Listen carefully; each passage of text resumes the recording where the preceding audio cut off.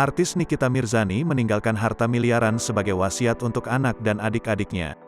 Nikita Mirzani mengungkapkan ia sempat takut akan kematian. Nikita Mirzani dalam surat wasiat yang telah ia siapkan menyebutkan sejumlah harta yang nilainya mencapai miliaran rupiah. Nikita Mirzani mengakui dirinya takut jika suatu saat dirinya tiada dan keluarganya berebut soal harta. Selain harta di atas, Nikita juga memiliki jam tangan seharga miliaran rupiah. "Gue juga koleksi jam tangan tuh udah berapa miliar," ujarnya.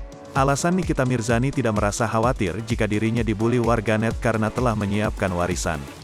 Nikita Mirzani sempat takut untuk menitipkan hartanya kepada keluarganya. Ia lebih mempercayakan harta tersebut kepada sahabatnya Fitri Salhuteru. "Apalagi keluarga gue, lihat kan gue yang paling sukses di antara yang lain. Nanti ada yang ngambil berlian gue, nanti ada yang ngambil jam tangan gue. Abis kan? Anak gue nanti gimana?" "Gue percaya ke Fitri karena dia jujur aja orangnya," terangnya. Wanita yang kerap disapa Nyai ini menambahkan dirinya sempat menangis saat memberikan surat wasiat tersebut kepada Fitri Salhuteru.